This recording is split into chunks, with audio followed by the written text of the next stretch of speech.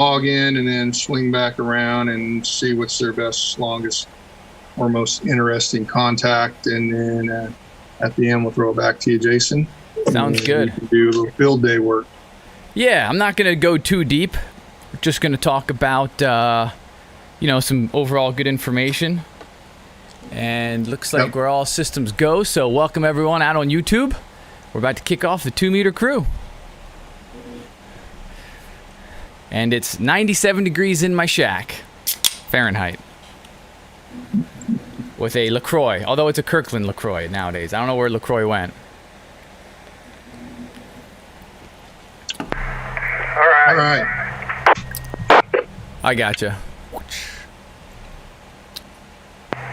W6CRP, and I will be tonight's coordinator for the 2 meter crew anti-net. We'll go ahead and get it going here. And I'd like to thank owners and supporters of the W6 VBR repeater and the Back Valley Radio Club for letting us use this repeater for the anti-net. If there's priority traffic at any time, let us know and we will clear the frequency. Is there any priority traffic at this time?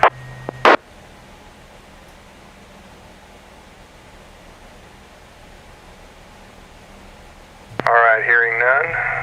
The 2 meter crew is not an actual club. We're hams that are learning, enjoying all things ham related.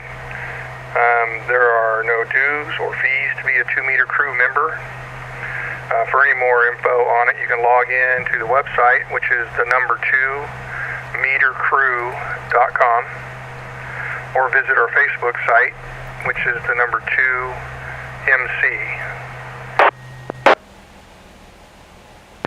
This is an open net and everyone's welcome, so anybody please feel free to join in.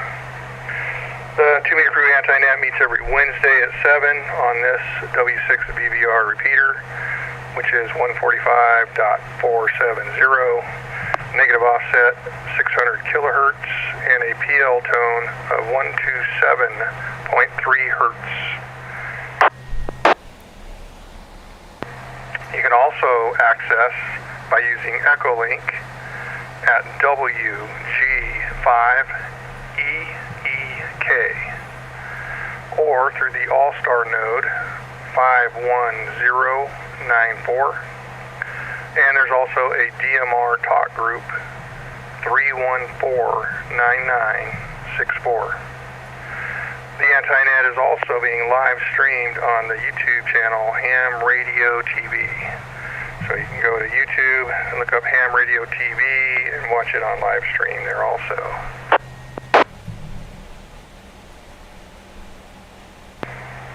And we have NetLogger up. We try to track who checks in, see who's new, what repeaters we have. You can log into NetLogger under the 2 meter crew anti-net, log yourself in.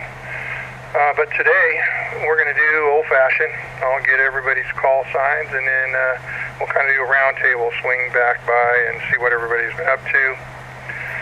When we do that, I'm going to ask you to talk about an interesting contact. What's been your furthest or most interesting or notable contact, if you want to share that with us. Let's see, we'll go through little check-ins here.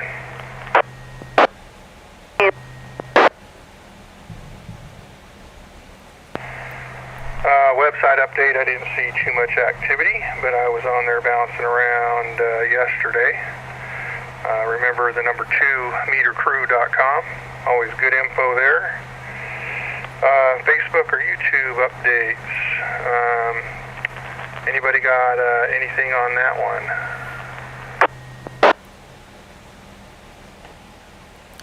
Carlos, looks like we have 174 members currently in our 2 meter crew Facebook group. Crew keeps growing, and there's always interesting stuff there. Old Derek will be on there, the Green Donkey, with some DXing. He seems to find a way to get out there, and I think I saw him posting that he did make it up to Mount Diablo this week, so they must have opened up the park, and sounds like he went up there and made a few contacts. Any other DX reports or anything interesting from the last week? Contacts, HF, 2 meter, or otherwise? Carlos, I'll say went camping this last week. As many of you probably realized, I wasn't around.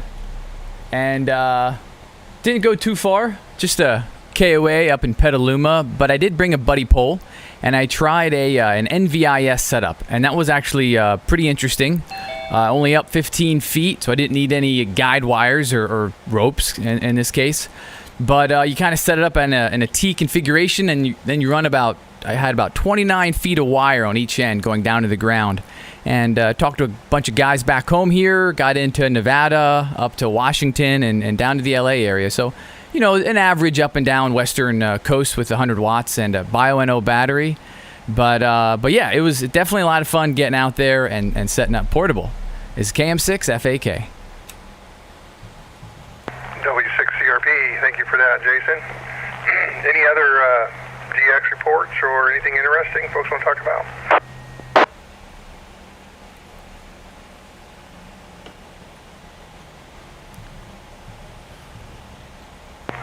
Next, let's see, 2 meter crew planned events. Well, since we've been on lockdown, that's kind of slowed us down a bit. But I did read through the county, the new orders, and it looks like gun ranges are opened up. And I know a few of the folks had been kicking around, maybe getting a 2 meter crew shootout going. So maybe we'll have to discuss that on the air, find a good central gun range and see who's interested, maybe drop in and do a little shooting one of these weekends. But think about it, or if you want to head that one up, let us know on the air.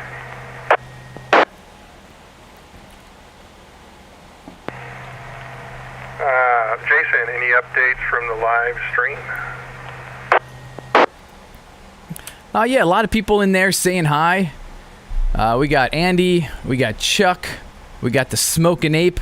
Definitely check his channel out. Check out KK6USY. Looks like Nick. Where's Nick? He's in my waiting room. Sorry about that, Nick. Come on in.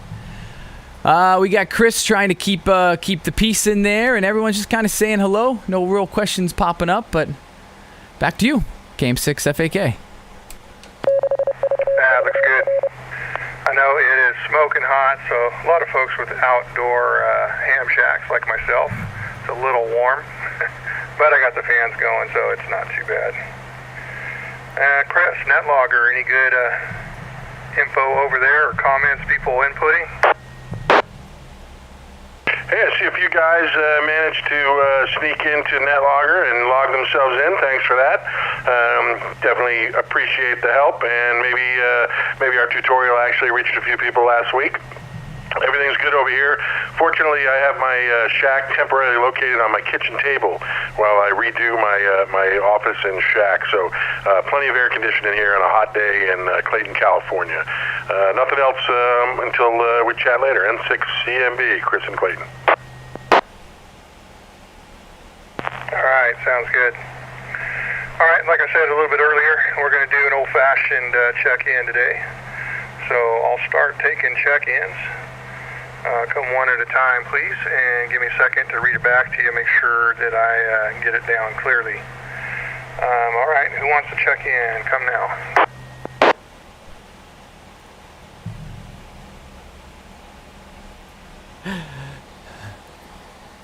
It's Dale, KM6 ETD, just checking in, saying hi. How you guys doing? Was that a KN6 ETD, Dale? Kilo Mike 6, Echo Tango Delta. Hey, I got close there. Yeah, thanks for checking in. How are you doing tonight? Doing good. Kind of wish this rig had air conditioning in it, but otherwise doing fine. I had a quick question to throw out there for folks. I've relocated my antennas, and I'm curious. This is, I think, maybe a simple question, but I'm wondering if I should ground my antenna mounts to the vehicle body. Right now they're on a painted surface.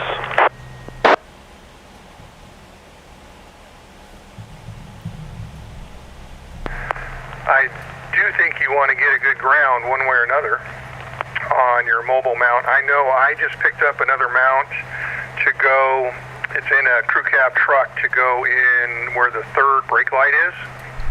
And somebody was telling me that that mount through there didn't always get a good ground. So they suggested I, tap another little wire to a good ground nut right there at the access point. So I would say a good ground won't hurt you.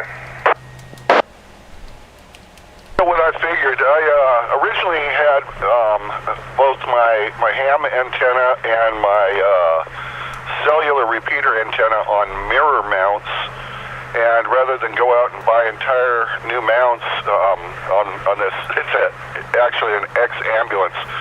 What I did is I found floor flanges, plumbing floor flanges, and 3/8 pipe stubs, and mounted them to the upper sides of the vehicle, and then clamped the mirror mounts onto those. But I had painted them beforehand, so I wanted to make sure that they were grounded well.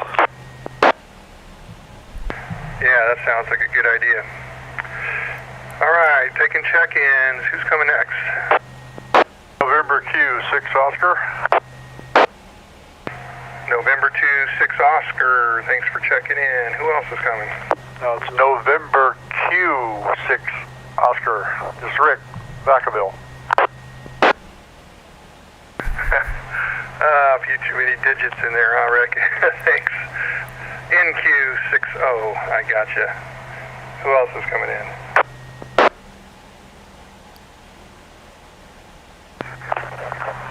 Victor Alpha 6, Golf Kilo Tango, Greg from Calgary, Canada.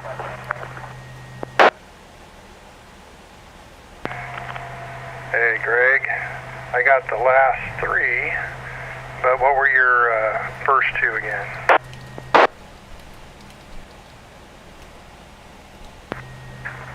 Victor Alpha 6, Golf Kilo Tango. All right, got it that time. BA6, GKT. Thank you for checking in. Who's coming next? Hey, Carlos, real quick, could you restart your video? I might have killed you. Thank you.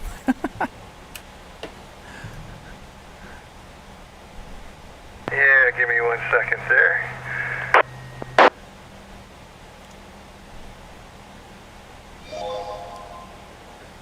Oh, you went away.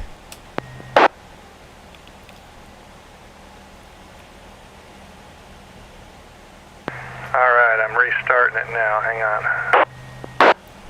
We just gotta have Carlos. He's got that smoky wood above him, and if he hasn't already, he's getting ready to light a real... What's the guy's name? Smith from the A-Team? He always had a nice cigar. Yes, we are smoking a Drew Estates Underground tonight, so that's already going.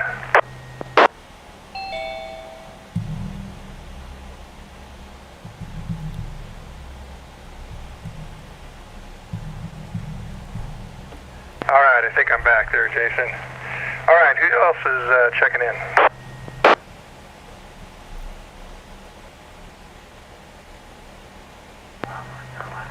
Whiskey 2, David from Sullivan County, New York. Bruce over in Georgia. Alright, I had a bit of a double there. First one from New York. Come again, please.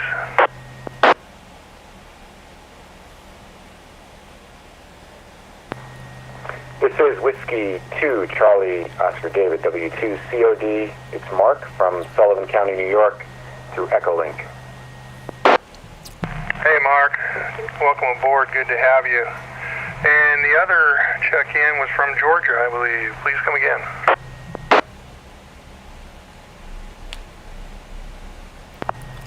Yeah, Carlos, it's KO4BGN. Bruce over in Georgia. How you doing? I'm doing good. I think that was KO4. Was that Victor DN?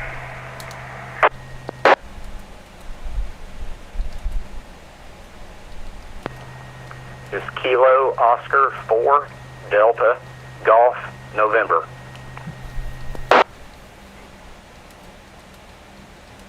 I got not at that time. I am just not hearing good today. Well, welcome aboard, and thanks for checking in. KO4DGN. And who's next?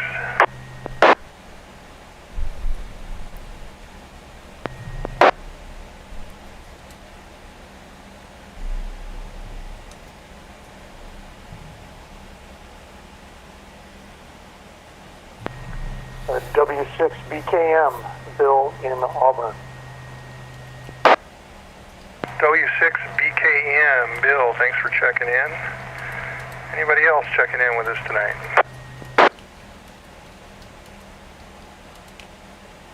W6GHN, Brandon. Romeo Hotel. W6BKM, Brandon. Romeo Hotel.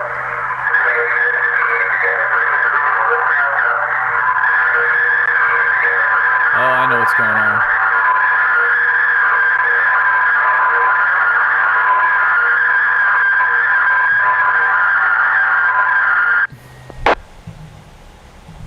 I do not know what that was, but I can see Jason searching.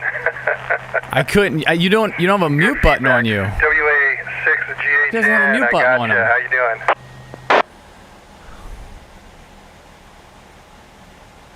Good. I think I broke the system. Yeah. Oh, that's all right. Who else is checking in? That's weird. Whiskey Bravo 6, Whiskey Yankee Foxtrot, Mike in Vacaville. Good evening, Mike. Thanks for joining us.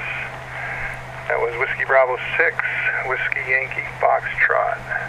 And who else is checking in? K6YI, Dixon. K6YI, thanks for checking in. Who else is checking in with us tonight?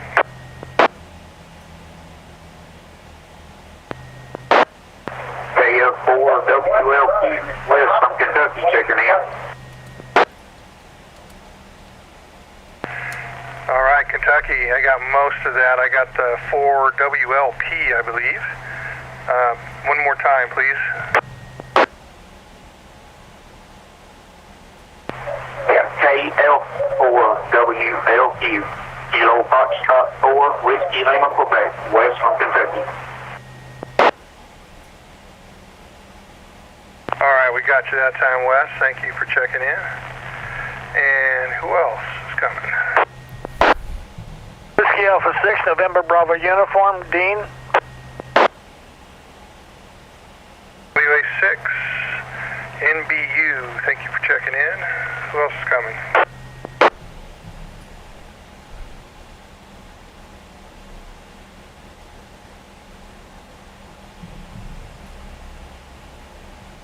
KA2, Romeo Hotel.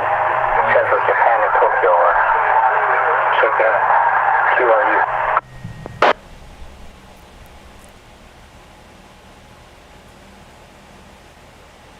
All right, there was a double there. QRU, come again one more time, please. This is Juliet Alpha 2, Sierra Yankee Juliet. Juliet Alpha 2, Sierra Yankee Juliet, Central Japan and Tokyo, Far East. I'm QRU, over. Juliet Alpha 2, Sierra Yankee Juliet. Did I get that right? That's right, that's Charlie. I'm QRU, thank you very much. Justin, over. All right, you're making it just fine. Thanks for checking in. And who else was in that double there checking in?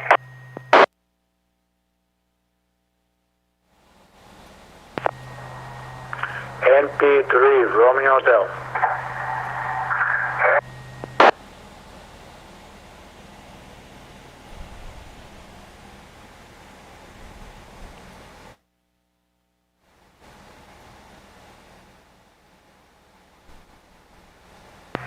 NP3RD, I believe we got that one right. Who else is checking in?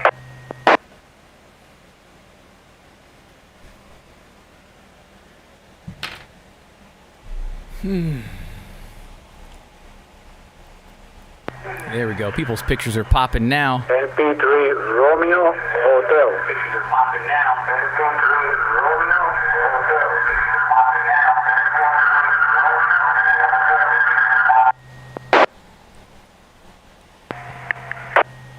It's coming through the repeater.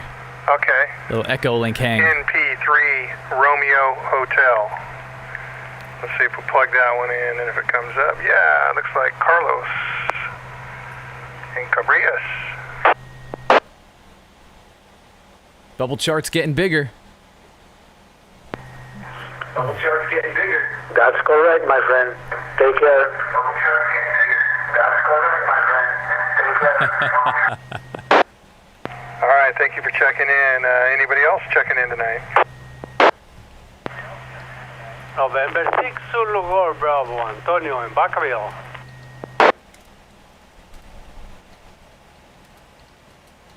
November 6, Zulu, what were the last two?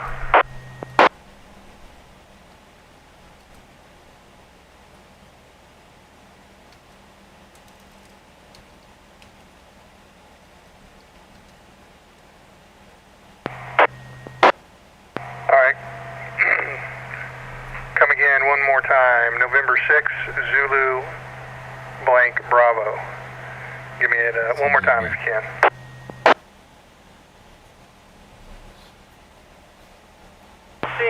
Zulu Golf Bravo, Antonio in Vacaville. Zulu, Golf, Bravo, Antonio, I got you that time. Thank you. Who else checking in?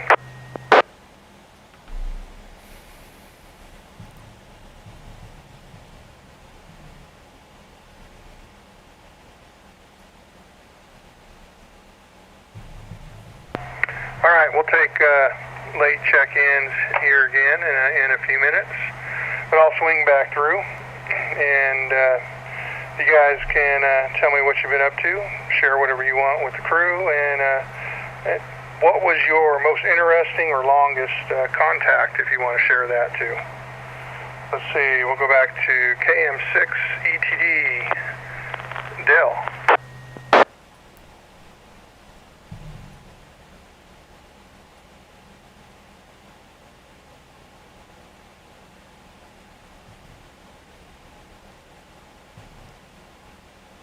Alright, how about NQ60, Rick?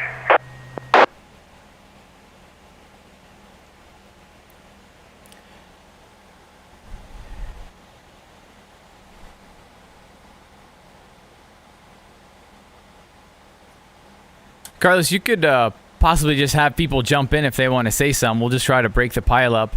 Because I will get to the field day presentation here in a little bit.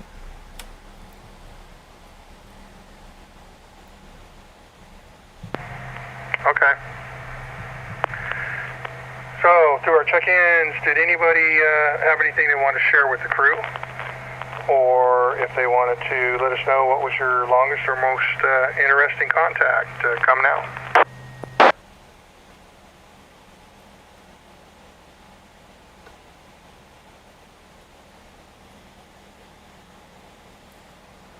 This is KN6DAL, Nick and Everett.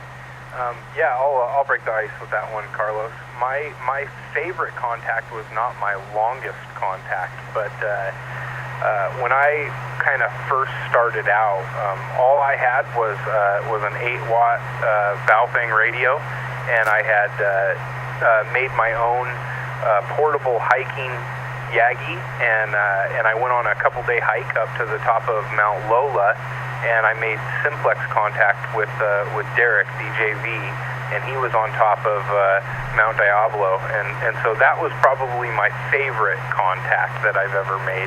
It was about 130-mile simplex. I've made lots of long-distance contacts, but that was the one that kind of got the ball rolling as far as excitement for me. So, yeah, I think that any contact you make, I was going to jump in and say my favorite contact is the one that I'm about to make next. So I enjoy talking to everybody, and I really enjoy hearing other people's views and making contact with people that I've never met before. You know, I find myself often just kind of driving to and from work or wherever I'm going, I'll just keep it on 520 and I'll just throw my call sign out there every now and again and see who I can, get to jump back on. So that I would say would be my favorite, but next favorite would be the one I'm going to make today or tomorrow. So that's all I got for the anti-net. KN6DA. That's a good one. Whiskey 6 CRP. And mine, I'll go ahead and share. And it was, I guess, my longest. And I was still really new on HF, just had my rig and the long wire up. And I was, one night was really good propagation, and I went on and tried to snag a guy in Texas. And so I got him, and I was pretty proud of myself. We were going back and forth, and he was just this really nice ham, took his time with me. And then he's saying, oh, you're saying this is one of your first HF contacts. And he says, how would you like a nice DX contact? And I was like, sure, And he had just been talking to a guy from New Zealand. And so he calls him up and kind of coordinates us, and it was in the weeds, but they worked me back and forth until I could get his call sign and share mine. So that was kind of cool, and kind of the good ham radio way. They took me under their wing and helped me through and got that long contact in. Who else has something they want to talk about tonight? N6CMB. Go ahead, Chris. Yeah, I might save my contact for later, but I got a couple things I wanted to share that are along the same lines. We had about 35 check-ins tonight, including some from YouTube and those that came over the air. And there's some new ones in here, which is great to see. That's going to put us well over 140 unique check-ins for the Ham Radio TV 2-meter crew anti-net over time.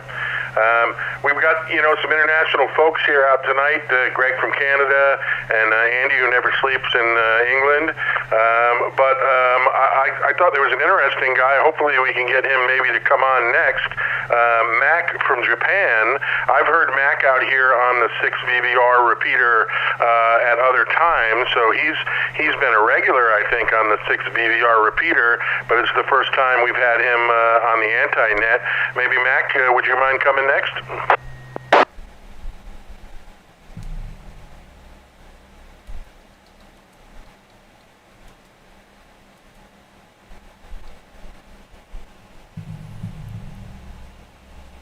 I just want to say I got a new chair, everyone. It's super nice. It's got a back. He may not be listening. We'll go one more shout. Although I'm lower. JA2SYJ, are you still listening?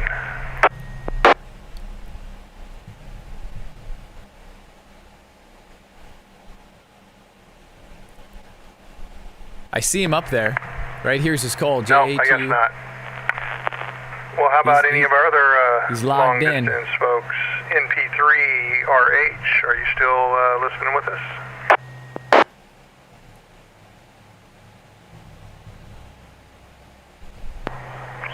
Yes, I'm here, my friend. Yes, I'm here, my friend. Turn off that YouTube.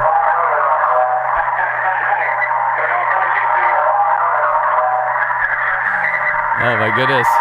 Sorry. There we go. I can, I'll kill the radio feed till I see it unkeyed. Looks like the EchoLink is hanging, so you just gotta dislodge that sucker. EchoLink is hanging, so you just gotta It's still there. Well, my friend, sorry.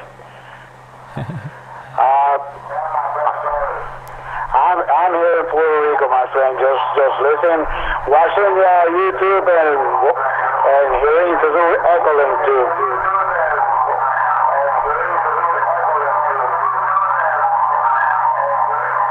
All right, let's pull that. Yeah, looks like it's stuck. Is that an iPhone or an Android? It's stuck. Is that an iPhone or Android? It's an Android. Can you pull the battery out of it?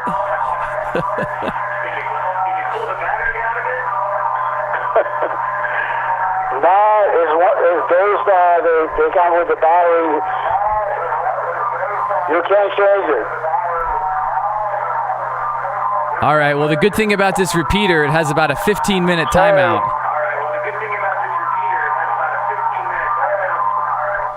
All right. Well, where's Mike? Where's Mike when you need him? He needs to unplug it. There we go. All right. Anybody else want to check in and share something interesting or a good contact they've had?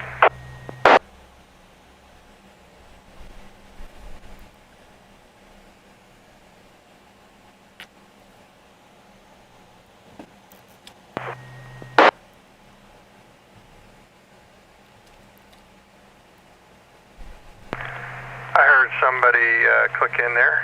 Come again. You got it.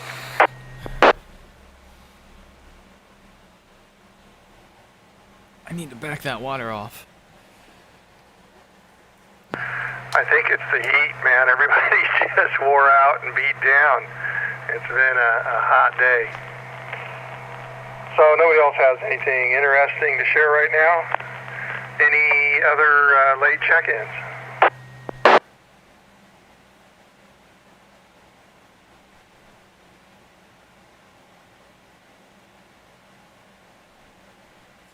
KM6ZTH.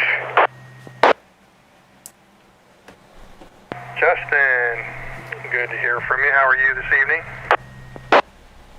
We're doing good, and my receive on the VVR is pretty poor tonight, so I've been trying to leave holes, but one of my favorite contacts is an FT8 contact.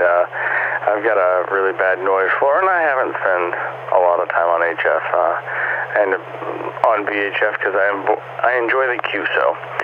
But I got, oh my gosh, don't remember what country it was, but somewhere in Africa, and the joy of getting that kind of distance, man, it was just invigorating. Yeah, it is pretty cool when you're hopping well. I know one QSO, which wasn't the longest, but it was Japan. But one day I hit a gentleman in Japan, and it was clear as a bell, just like we're talking on 2 meters right now. So sometimes it all just opens up, and that's pretty cool. Anybody else want to check in? KI6UNF. There he is. There's Sal. Hey, Sal. Thanks for checking in. We were kicking around what was our favorite or longest distance contact we've had so far. I don't know if you play on HF or not, but do you have any of that to share or anything else you want to share with the crew tonight? Well, anybody that knows me knows that I don't really have too many favorites of anything. I don't have a favorite food or favorite colors or favorite clothes or anything like that. But I do have to say that my favorite experience maybe would be talking on HF. Just QSOs on HF. Rag chewing is my thing, and shooting that signal up somewhere and having to come down somewhere else is probably my favorite, and most sticks out for me. So I don't have a favorite contact ever, but those long distance QSOs are probably my favorites, And when I say long distance, that means anything atmospheric. So it could be 100 miles, it could be across the country.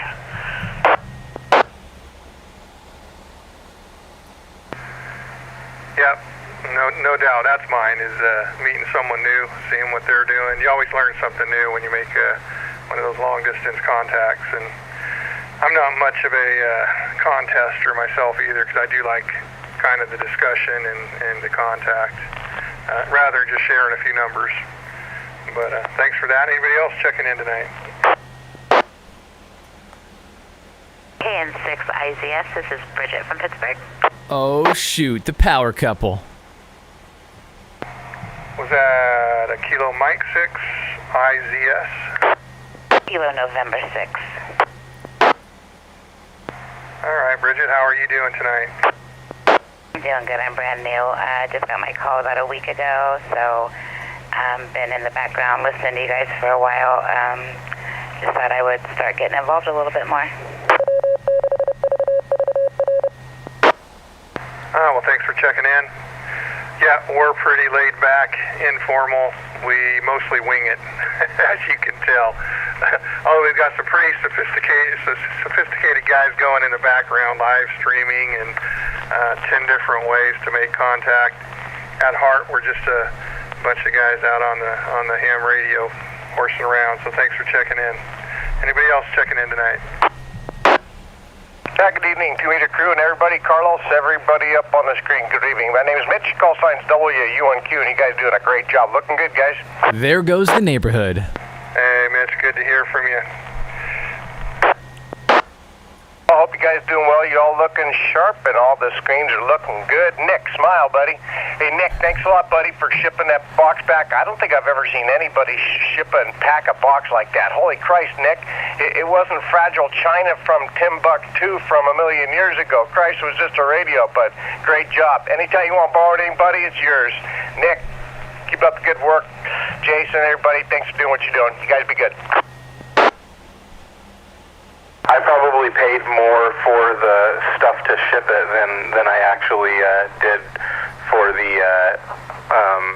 I doubled with you. Sorry, Carlos. I was just saying to Mitch. I probably doubled the price of the shipping just in the stuff that I packed it in. KN6BAL. Hey, Carlos, honestly, the kid should have just kept the damn radio. I had no idea it cost him $50 to ship the thing back, and the way he packed it must have cost him $75. Holy Christ, I thought there was like a piece of gold in there or some, I don't know, crystal. And hello, youngster. You can wave if you want to. Molly. Hi, Molly. All right. Hey, guys, be good. Hey, thanks you guys, man. You guys are awesome. Keep up the good work.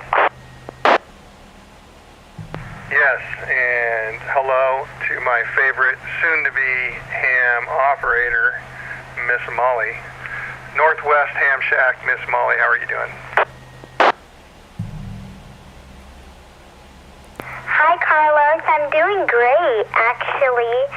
How are you doing? Oh, I've been very busy at work, it seems like, and it is hot as heck down here right now. You wouldn't believe it. It was right at 100 today, all day, so we've had a few hot days. But thank you for checking in, W6CRP. 73. Bye, Miss Molly. Anybody else checking in? KN6HTB, Doug in Vacaville. How are you doing tonight, Doug? Doing great. Well, I've only had my general for about 3 weeks, but my first HF contact, and this hasn't not my farthest, but it happened to be Brainerd, Minnesota. Great signal, talked to a guy there, and it just happens to be where my mother was born. My first HF contact. Of all the world, that's where it ended up. So that was pretty exciting for me. Over.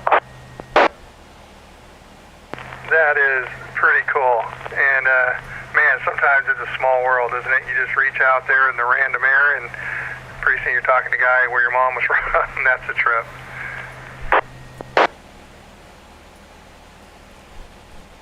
Yeah, it was a lot of fun. Just having a great time doing HF.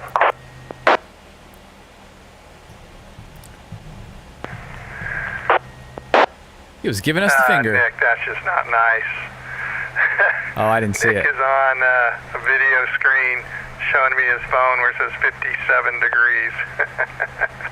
Nice. Who else is checking in tonight?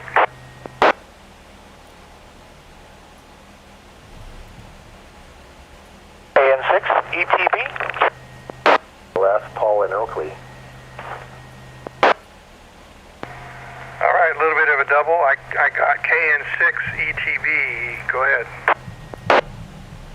Yeah, the name's Kellen. I'm not buying a house. I get the keys tomorrow, and hopefully this weekend I can go find me a sweet tower for sale on the interwebs.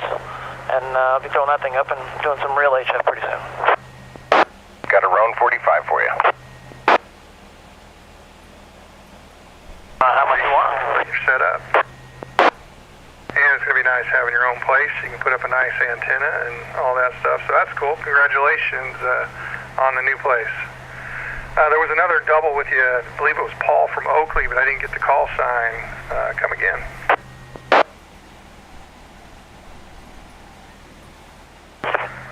Yeah, KN6HLF, Paul from Oakley.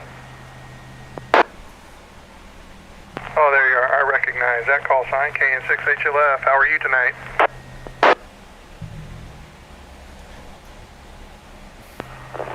I'm doing good, hooking up through EchoLink here. I just figured I'd chime in and say hello and say not an HF contact, but I've been watching the space station fly over the past 3 nights and did some listening. Thought I'd pick them up, try to do a little contact with them. Didn't go so good, but I will continue on. Kind of exciting for a new ham. Yeah, that is very cool. I have not tried to hook up with the spaceship or the satellites, but W1 FRD is on here quite a bit, and he is an expert at that. So if you hook up with him, bend his ear a little bit, I'm sure he can help out.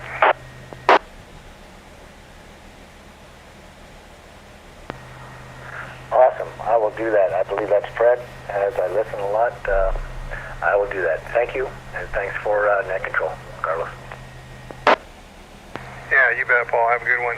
Anybody else checking in?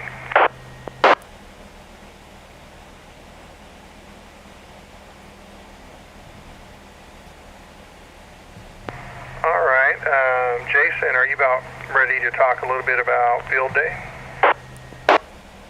Yeah, I'm ready. Let me fix the screens here. Put me over here. Slide it this way. Let me engage my, let me break the repeater for a second.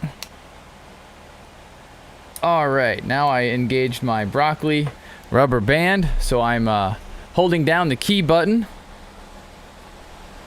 I'm going to play a slideshow behind me. Obviously, if you're just on the radio, you won't be able to see it, but you could do a little theater of the mind, I guess. I'm going to just kind of go over some basic info when it comes time to thinking about field day, whether or not you're going to go or what it looks like. Maybe it's your first time. So I'll start this slideshow. If anyone has any questions, I can go back to them, but this was last year's, and we're going to the same location. So, you know, we kind of park in this horseshoe and have a really great time. So let me hit that, and then let me bring up my notes, because I wrote some notes today on my break. Truly, I was on my break. Alrighty, so what is field day? You know, people don't understand, especially if you've never been in the hobby, or you're newer, or a family or friend. And I always say, hey, it's like Super Bowl Sunday for all the cool, smart people. Oh, here we go. Let's see. Yeah, everything's showing up good. And so Field Day is a ham radio open house. It's every June, last weekend of June. More than 40,000 hams throughout Northern America set up a temporary transmitting station in public places. It can also be private. And they show their radios, their skills. Obviously, science is involved, and really what they could possibly do for the community. It combines public service, emergency preparedness, community outreach, technical skills, all sorts of things like this. It's been going on, as far as I could find, since 1933, and that is through the ARRL. So that is a sponsored annual event, and it remains the most popular event in ham radio. So what the heck are we trying to do? What's the objective? Well, for one, it's not a contest, but the idea is to get out there and to contact as many stations as possible, and this is going to be on the following bands: 160, 80, 40, 20, 15, 10, and then 50 all the way up. So, you know, I definitely left out a few, but that's you know what they want as far as the ARRL, you know, just so everyone is kind of on the same page. But the good news is it's all modes. So like I said, you're not going to win the contest. The results will show up in the December QST, the magazine, if you remember, and kind of gives you a little bragging rights. So I want to go over classes because this is a little confusing, and I'm really going to try to summarize because I could spend an hour or two reading all the information that's out there on this. So Class A is going to be a club or a non-club, and that is a club or non-club group of 3 or more people set up specifically for field day. Such stations must be in places that are not regular stations and don't use facilities that are installed permanent, as well as no commercial power. Then there's Class A battery. So same thing, you're a group of people, but you're 100% battery and you don't transmit more than 5 watts. Class B is 1 or 2 people, portable. A field day station set up and operated by no more than 2 people. Class B battery, 1 or 2 people. Field day station, all using a battery and no more than 5 watts. So they're calling the battery realistically QRP, and that's just how they code it for the class. Then there's Class C mobile, stations and vehicles capable of operating while in motion and normally operate in this manner. So, you know, if you're parked and you got to put up something tall, it might not count. Class D. D is home station. Stations, exactly that, operating from home, where you normally are using commercial power, running all the amps you might ever want. But there is a new rule, a temporary rule waiver. Let me reset the repeater. All right. This is KM6FAK talking about field day. The temporary rule waiver this year is obviously because we've got the thing, the human malware, a little COVID. And so what they're going to do is Class D stations may now work all other field day stations, including other Class D stations. So before, Class D stations couldn't work other people from home. That doesn't really sound like field day and getting out there and preparing things. The other thing that you can do is if you're a Class D and you're working from home and you're obviously concerned, which is completely fine, you can be a part of a club by logging in the club's call when you submit your personal logs. And the pictures are still working behind me. Everything looks good. Let me know in the comments if my audio is not working out good. Alrighty, so that's pretty exciting for those that need to stay home. You can definitely do that, still be a part of your club, operate everyone you want. And then it goes on to Class E, home stations on emergency power. And so, you know, emergency power, obviously your radio is not plugged into a power supply fed by AC from your wall. Then there's Class F, Emergency Operations Center, your EOCs. All that RACI, all that kind of groups that typically have a station or some kind of office set up. You go there and activate it. Could also be a hospital. So the field day entries are classified according to the maximum number of simultaneously transmitted signals, followed by a designator, a class, indicating the nature of their individual or group participation. The minimum number of transmitters that must be claimed is 1. It's pretty obvious. And the max is 20. Can't have more than 20. So what is this going to look like? All right, so I'm showing pictures of last year. And we're going to do more of that. We're going to the same place. It's going to be a lot of fun. But last year, I can't exactly remember, but let's just say we have 9 stations that can transmit all at the same time. I'm calling CQ. I'm using the club call. The great thing about using a club call, or if you're going to work as a team under one call, is you then default to the highest class, the highest license. So if you're just a tech and you get together with other people, or you go to a field day sponsored by a club, then you could operate all across the band. So that's pretty cool. But what you would do is say, this is Whiskey 6 VVR, and we are a 9 Alpha. And so what I'm saying is we have 9 stations, and we're an Alpha. We're a club. QSO points, real quick. Phone contacts, 1 point. CW, 2 points. Digital, 2 points. And other I won't get into now. Oh yeah, there's way more other points, and there's also a lot of different adders and bonus. I'm not gonna do all that here. So reset repeater.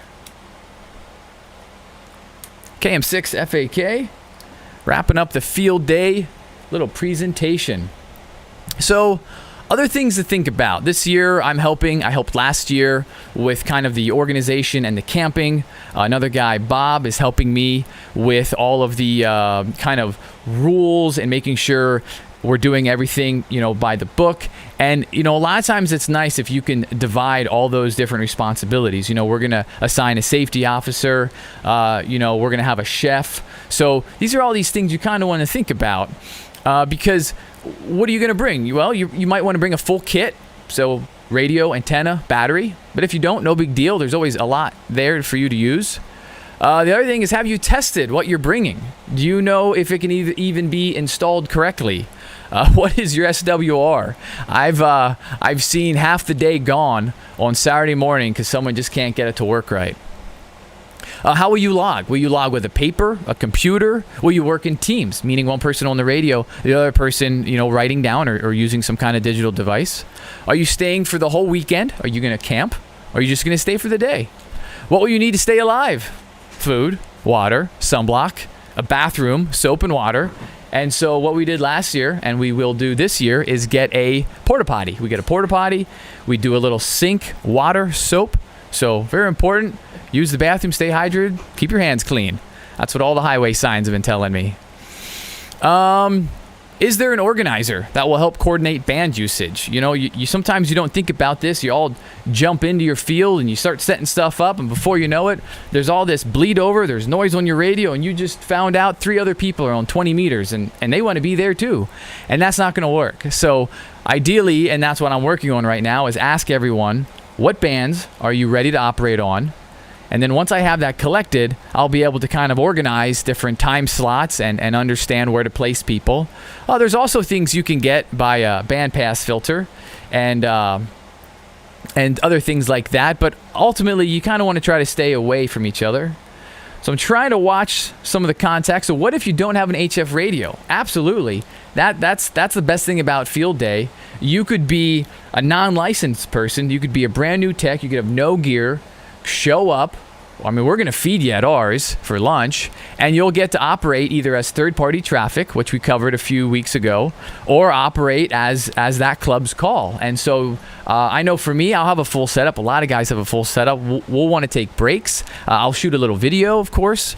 So that is a great time to get out there and play radio if you've not been on HF. Let me reset repeater.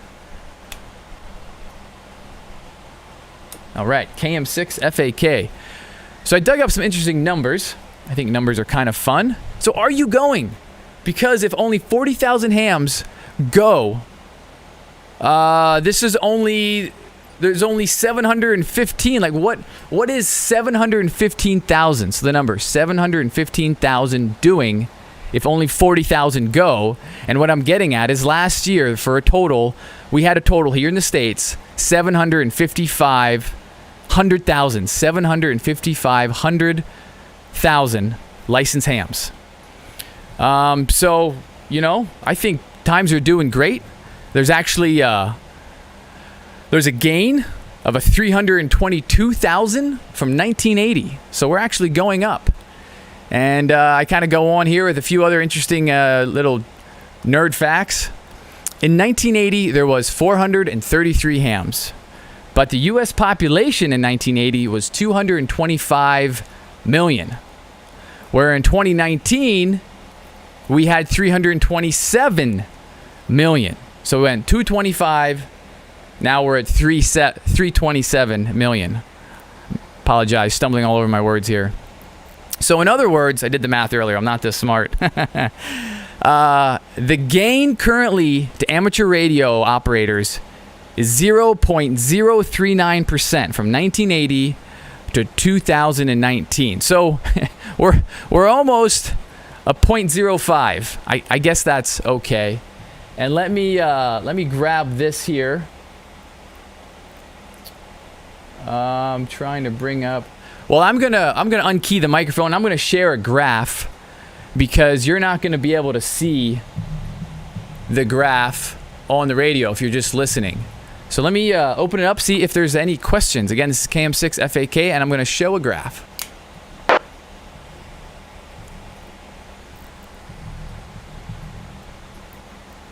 So something interesting. Did I get out all the way on RF, Carlos, or anyone? Yeah, the audio was fine. I was going to just add a couple comments, maybe for some of those that aren't following along on YouTube.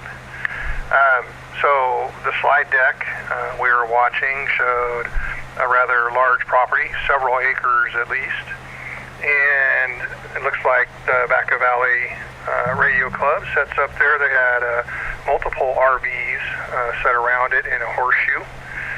They had cooking facilities set up, and then a lot of slides of other hams with radio station setups under pop-ups, a lot of antennas. Looked like a good time, but I would say a lot of experience there, just walking around, looking at the different radios. I'm sure these folks, like any of us others, would be happy to have you sit down, ask questions, see some different setups, probably learn quite a bit about antennas, but it looked like a very cool outing. And then, so for those that didn't want to go out, Jason, that new rule, could they work from home and would still be counted in using the club call sign and would still be counted as part of the club score? Yes, that is exactly right. That's what they're intending for. If you're at home, you know, you've got your own reasons, completely fine. And too busy pushing buttons. Yes, you're home, you're operating from home. You can work other home stations. That's a new one. As well as you can be counted towards a club. You would not submit your log to the club. You would simply submit your log individually to the league. And then what you're doing is you're then going to put in that you're part of a club. And there's also some updated logging formats just for this year. Yeah, very nice. And I've heard Kevin talk about this a little bit. It's his property, and looks like there is plenty of space. You are not stacked on top of each other, so definitely can maintain your spacing. And like Jason was saying, it sounds like Kevin described it as the Cadillac outhouse. So I think he gets the nice porta potty and hand washing station, so everybody can maintain your COVID precautions while you're there. And I believe besides the folks that are staying overnight, you guys are taking day visitors if somebody wanted to drop by for a little bit and kind of see what it's about. Is that right, Jason? Oh, yeah. Yeah, absolutely. Last year was our test run at this location, and this year we're going all the way in. We're going to list it in the ARRL Field Day Finder or Locator. So if you go to the website, they have a tool for that. And if you're interested, please contact me or whoever.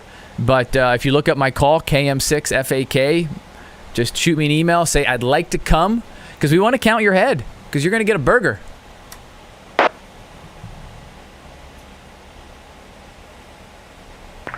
Perfect, and I need to respond to you myself. I will be swinging by. Spend some time there. W6CRP, and back to you, Jason. All right, yeah. So let me just finish up. Losing my stuff here. So what's really interesting? That's really small, isn't it?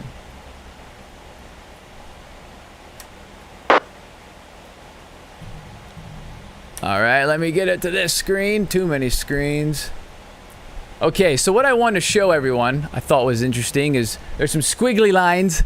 I'm looking at 1996, and there's a bit of a peak in 2003, and then we start nosediving 2004. And we get pretty low. There's a low curve, and right at the bottom of that curve, it says No code. Started February 23rd, 2007. And from there, it took maybe 2-3 years, and it starts shooting up really sharp. All the way to where we are now. So that's. I thought that was pretty interesting to see this. This is by a guy of alphahotelzeroalpha.org. That's where I'm at, this website here. Or that's where the information was pulled. And so it also shows this chart. It's kind of sad when I was looking at it. So there's an orange line. That's technicians. That's just screaming. That's getting awesome every year. There is a blue line for general. General has a nice pickup. There is a purple line for extra. Not as strong as the generals, which I get. There is the novice. The novice has a sharp decrease. Novices are no longer offered. Novices have band limitations worse than technicians. So, a lot of people will upgrade to that tech. But then this is the sad part, and I know a few.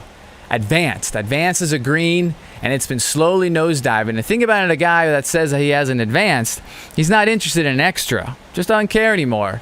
And you can't get an advanced anymore, and unfortunately, time goes on. You get older. If you wait long enough, you will get old. So we're losing out on our advances. So what else we got? Historical radio licenses, and then here's some of the numbers I pulled. There's some 1970, 80, 90. I thought it was pretty interesting information. Maybe I'm the only one that kind of appreciates a little numbers and math and stats because, nowadays there's a lot of fake stuff out there. And so sometimes it's nice to hear real numbers. All right, Carlos, back to you. KM6FAK.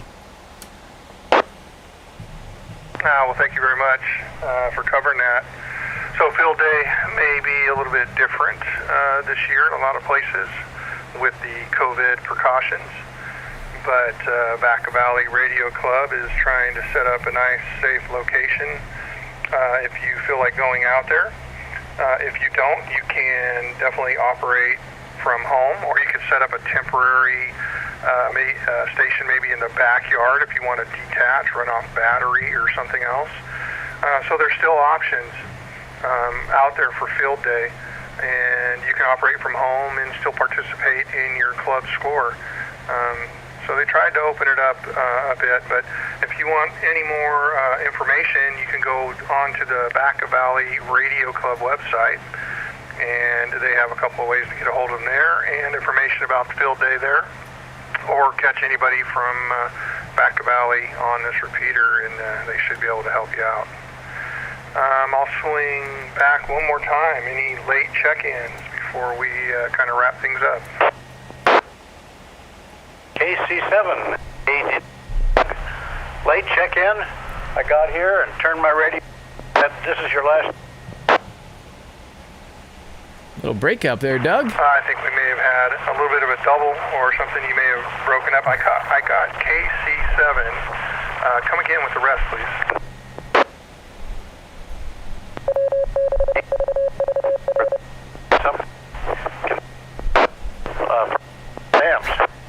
Oh no. I'm getting just very choppy, audible. I couldn't pick that up. Did I miss that? Did anybody else pick up the call sign? 6 CMB. No, Carlos, it sounds broken up. It's almost like the transmission's getting like an open mic at times. That's KC7ADD. KC7ADD. He's a Vacaville guy here. Name is Doug. All right, Doug, we got you through the relay, but your audible was kind of choppy. Maybe you can try again if you got something you want to share. Sure thing. KC7ADD here. I've misplaced 2 Baofeng radios this last week, and they seem to get into the repeater much better than my little old Yaesu. But this is my big Yaesu, so I should be getting in better. I mentioned that I plan to bring a lithium ion phosphate 100 ampere hour battery, which I'm willing to share or loan out at the field day. So if somebody is interested in trying one out, I'll try and bring it. KC7AGD, glad to be able to participate. Thank you for checking in, Doug. And yeah, we copied that. Jason, you got that? There'll be a battery for sharing out there. Folks can try out the latest lithium ion. Anybody else checking in? N6CMB, we have time for more field day questions? We certainly do, and thanks for reminding me there, Chris. W6CRP, anybody have field day questions? I've got one. I have read or saw something that, I know we were talking a lot about batteries, but it seemed to me that you were also able to use a generator as your alternative power. Yes, correct. So the only thing they're concerned with is if you're plugged in to shore power, the mains, commercial. You could have a generator, a windmill, solar, battery. All that stuff is considered emergency power, and that will yield you more additional bonus points. So good to go. But I will tell you, and I think we saw that up at Winter Field Day, some little generators can create some noise, both audibly and on RF. I do recommend generators. They work great with gasoline, especially Chevron with Techron. Like Carlos. What? A man after my own heart, taking care of my retirement, are you?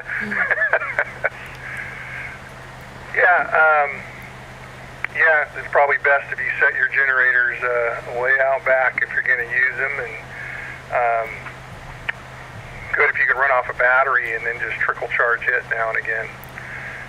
But yeah, a lot of options for operating out there. Any other questions for Jason or others on field day? 7AGD wanted to know when the food is being served. Will it be Saturday or Sunday? Oh, okay, yeah, fair enough. So we'll get there Friday, somewhere in the afternoon, or you can get there Saturday, obviously. But the big food is Saturday morning, and we typically start cooking for a little breakfast. We do a big lunch, and then we'll kind of do a pretty decent dinner. I've not seen the full menu. We have a meeting next Thursday, and all that will be hammered out. But come Sunday morning, contest goes till 11, I believe, local out here, Pacific time. And so what typically happens is people will play radio just for a little bit and kind of start packing up. And most people are at home eating lunch come noon Sunday. But, you can stay till 11 and operate and then tear down. There's not another event coming in behind us.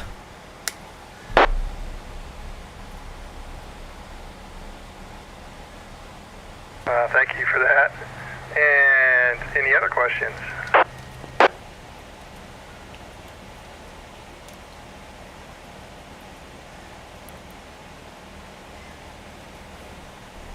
All right. Well, Jason, were you going to run the Zoom chat room for a little bit today, or what are you doing there? Yeah, let's do it. So I'm loading the link in now. If you're on YouTube, or you can get to YouTube, there'll be a link in the chat. You can jump in. We'll be letting go of the repeater here in a few, and we'll hang out for a little bit. I do have to work really early, so we'll still have some fun, but not too late. KM6FAK. All right. Any wrap-up comments from you, Chris? No, thanks, Carlos. Good net tonight. Great job working anti-net control, and thanks for pushing the buttons and a good presentation there. Appreciate it, Jason. Thank you, Chris. And Nick, how about you? Any closing remarks now that you're starting to drink? Hi, this is Nick, KN60AL. No, thanks, Carlos, and that was awesome tonight. I'm not sure if I'm going to be able to make field day. I got an invite. Get in your car. I would have to fly down there. Yeah, no, drive. We'll see. I might come. I don't know, but if I do, I probably won't be bringing much. So I'll just be holding on to Jason's belt loop. Do you have a moped? Some radio. You could come. You could come down in a moped. best. But anyway, thanks so much for doing the anti-net tonight, Carlos, and thanks, Chris, for logging, and Jason for streaming. And everybody else out there, all of the people watching on YouTube, we're posting the Zoom link, so jump on in and say hi. KN6DAL. All right, any last comments or anything for the net before I turn it over to Jason in the Zoom room? Come now.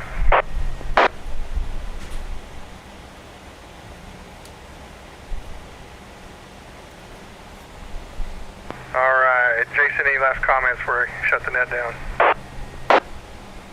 I think I've said enough. Great job, everyone. Always a blast. And it's now 95 in the shack, so excellent stuff. KM6FAK. And thank you, TJ. I saw your comment. All right, thanks, everybody. Good net. Checking up on everybody, see what you're up to. Stay safe in the heat, and with the corona, we will talk to you guys later on. This is Whiskey 6 CRP closing the 2-meter crew anti-net and turning the W6 VVR repeater back to normal use. Thank you again, Back Valley Radio Club, for the use of the repeater. Have a good night.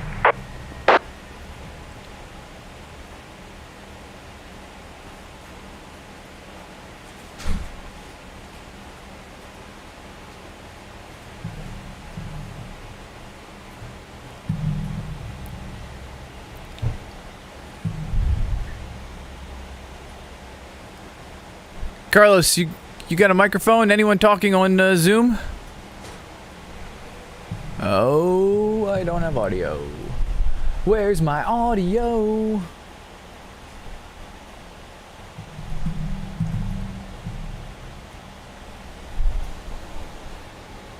Oh, there it is. All right. Got it. Good deal. Now I'm showing photos from our Winterfield day. Oh, nice. That was good. Ton of interference there, but the setup and the camaraderie there was great. I had a blast. Was that about the Ablo trip? Yeah. Yeah. And there's Doug joining us. How you doing, Doug? I'm great. Happy. We can hear you good now. You're coming in strong. Yes, sir. Actually, you were good and strong. We went to the big Yaesu. It was really coming in nice then. Yeah. This is my smartphone.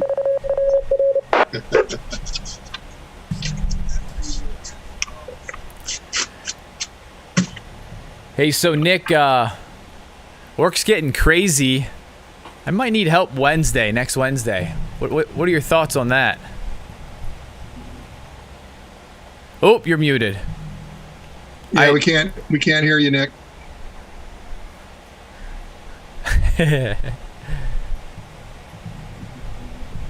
I can possibly do it. I just I get nervous on Wednesdays.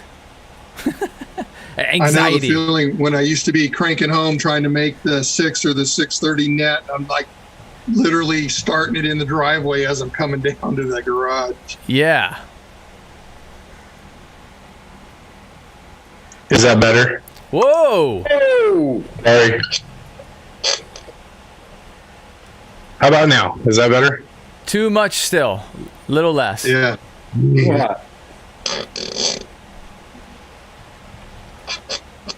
You're coming in hot. I'm learning from Kevin. I have to be the loudest person in the room. You're there. Winner, chicken dinner. Okay. Guess it's that gold microphone, huh? Down there. I got everything down. We good? Yeah. That's good. So I apologize. I was messing around rigorously the other night with some audio settings. So I have a problem with RF over modulation through this mixer bad. Like it is just way too much audio input for the radio to handle. So I have to set, and it changes all my settings, but I have to turn one of my passive direct boxes I can control by 20 or 40 negative decibels of gain to my radio. And so I was messing with all these different audio settings and finally got it to where I was transmitting almost as well as the factory microphone over HF, which is a challenge with this particular mic, I guess, but it's working now. So anyway, Jason, yes, I can do it next week for sure. The week after will be really hard for me because my assistant manager is on vacation, and so I have to be there until the end of the day till we're done. So okay. And what I can do, I can put you on like a last minute notice if you don't mind. So in other words, I should be able to do it. But because then Thursday is we've got a club meeting on Thursday. So next week, my wife loves it when weeks happen like this, where Wednesday night is this, and then Thursday night. Yeah. Because this will be our third Zoom, and we're gonna actually have a board of directors meeting at 6:30 right before that, and then we'll go into our meeting. And so, anyways, good times. Yeah. And Chris, don't overdo it for yourself. Whatever you need, I'm there for you. And Chris, are you going to be coordinator for next week, weren't you? Yep, I'm up for it. Looking forward to it. Okay. Yeah, because I'll be more than likely up at the cabin, and it just isn't working well from up there. A lot of interference, or I'm bleeding over on everybody else's station from up there or something. Yeah, that'll be good. Yeah. I'm really excited. So I just got some toroids. Ooh. This is the 240-43 chemistry toroid, and I'm going to build a 49-to-1 balun out of this one. And I just got, Molly came out and brought me a package, a pound of enameled wire. Ooh. And a bunch of capacitors. That is 3 kilowatt nice. capacitors. So I'm like super geeking right now, building stuff. Let's break out the solder gun and see what happens. Oh man, it's just sometimes I feel like my shack is just like goes to shambles like almost immediately when I get involved in a project. Like I'll go, and I'm typically pretty organized. Like when I set things up, like you can usually look through, like all my wires are organized and stuff, and then I'll be chasing down a noise or some kind of interference, or I'm building something and it just, the whole thing just gets train wrecked. I have a problem, I think, with ham radio. Jason, is the info on the location for the field day with VVR, is that on the website somewhere? Not yet. Chris, your audio is just a little low, just so you know. I don't know if there's much you can do. I turned it down a little because I didn't want to be like Nick. Oh, there you go. You're sounding good. A little better? Yeah. What were you asking for, Chris? Someone in the chat was asking if the location for the VVR field day was what it was, and I didn't know if we were releasing that or if that'll be up on the website or how that works. Yes, it will be. So that is that is up to me. I've got to get that on the website as well as order the honey bucket. It is in Vacaville, though, right? Fairfield. Fairfield. Yeah, no, I'm definitely going to try to put it together and drop in for a bit one day and hang out and see whatever he's up to and have some fun. Hey, Jason, are you originally from California? No. And now your audio is low, so. Nick. Now it's, dang it. Okay. I'm the audio guy. I guessed that you were not because you just said honey bucket. And most people from California don't even know what that is. I've traveled the world and utilized multiple different job Johnnies, porta potties, honey buckets. There was two things that drove me nuts. Nobody knew what a honey bucket was. They all called them Santa cans. And nobody calls the registration on their car tabs. They don't say tabs down in California. They say tags or registration. And just funny little differences from area to area. But I do call the truck that runs around and picks it all up the honey truck. Really? Yeah. And that was from my grandmother, probably from Arkansas, Oklahoma. That's where she was from. Well, Honey Bucket is a brand of Santa can that is super popular in different parts of the world. In fact, up here they hand out stickers and people put them on everything. So it's kind of funny. Oh boy, just what I want. I'm not going to ask why. Yeah, it doesn't matter. Hey, speaking of stickers and logos, did you see, I haven't read into it, but did you see the new, every year ARRL does a new logo for Field Day. And this year they've got, has anyone seen it? Anyone know what I'm talking about? No. They do a contest, don't they?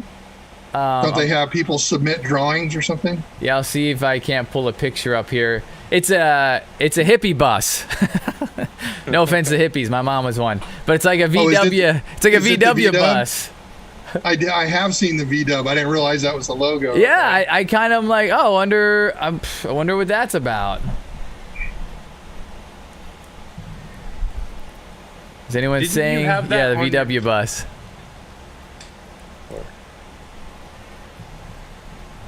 Is it a 15 window, or what was the big one? 15 window, wasn't it?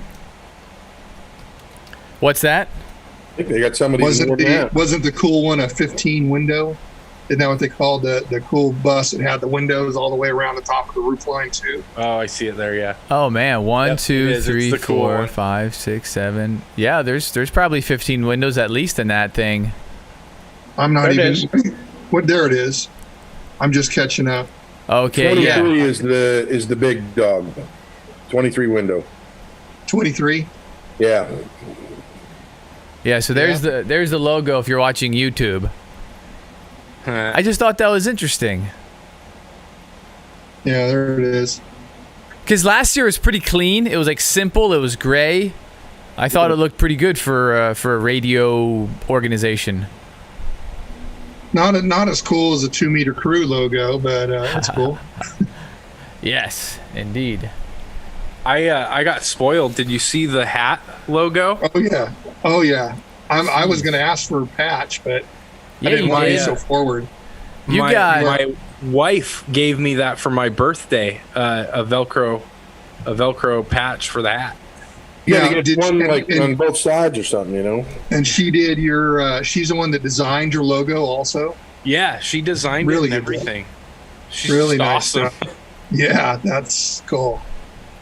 And it was like literally 10 minutes. I go, hey, I want something like this, like just to kind of put up or whatever, and she goes, oh, okay, and maybe it was longer than 10 minutes, but she whipped something up on the computer. She goes, what do you think of this? I was like, yeah, that's perfect.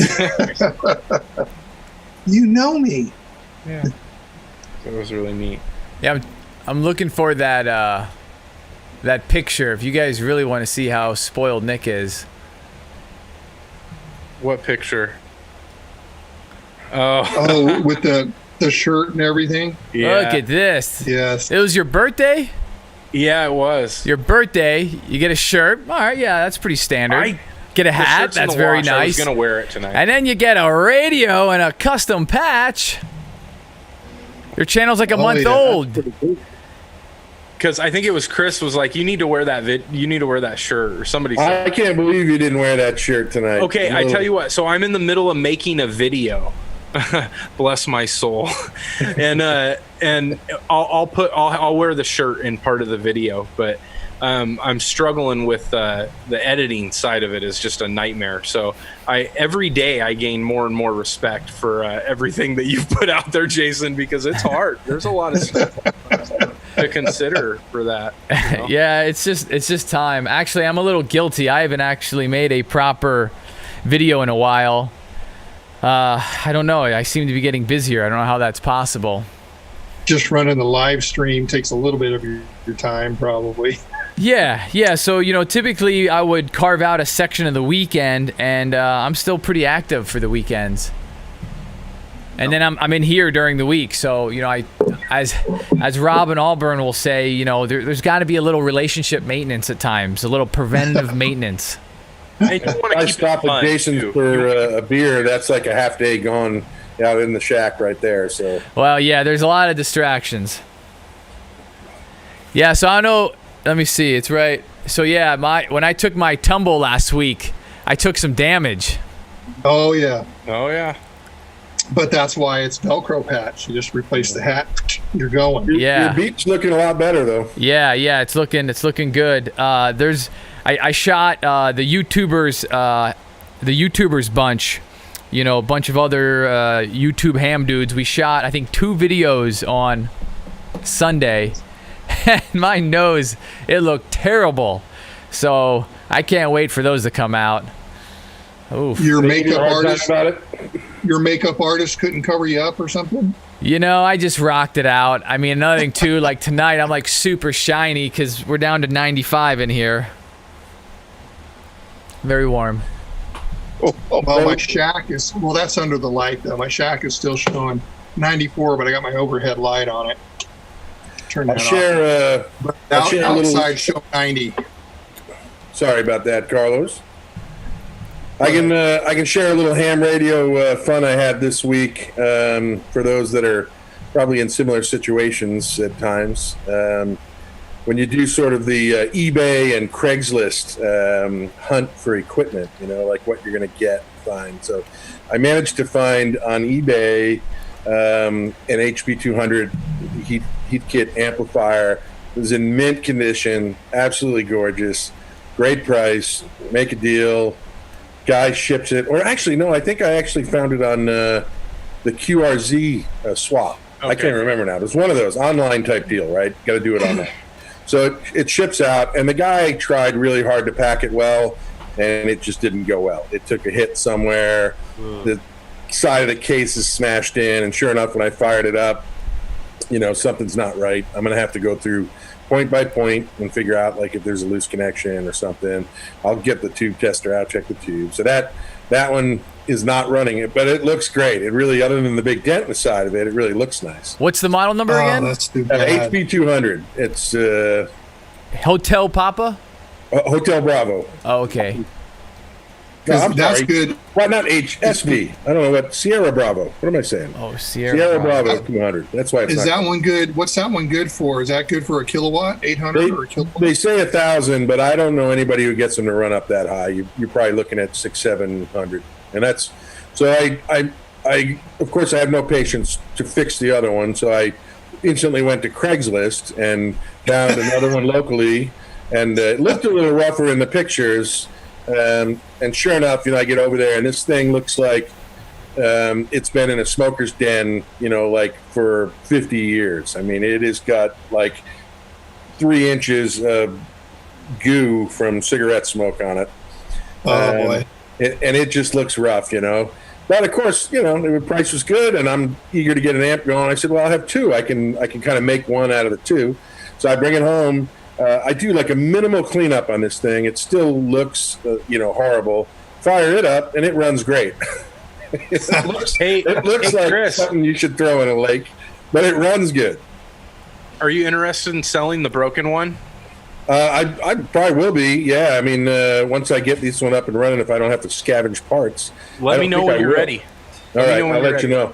I mean, I'll know how to ship it properly too. It's a good amp, you know. And if you need any notes on shipping, just have Mitch send some pictures of when I sent his radio back. Just send the box and the packing material over to Chris. Yeah. So I mean, this one will clean up fine. It'll take some work out in the garage with some contact cleaner and some simple green and, you know, some elbow grease, and it'll look fine again once I'm done. It'll be up and running. But I guess my point is, you know, if you're gonna go that route of eBay and Craigslist, you know, this stuff is used. It was built in the 80s. In fact, the heat kit stuff was probably built by a ham, right? You know, you flip these things over, and there's the little tag on there that says, you know, Carlos built this in 1985 with his dad in the garage. You know, and I mean, what do you expect? You gotta know that it's not going to be perfect, and maybe sometimes that it's going to be a bit of a project. So, you know, don't expect any dreams to come true over ordering stuff that's 35 years old and being shipped, you know, FedEx.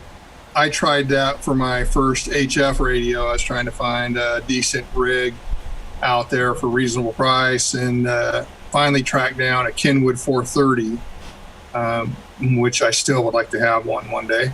And it looked real good, and you know, supposed to work and everything. The guy packed it up and shipped it out to me.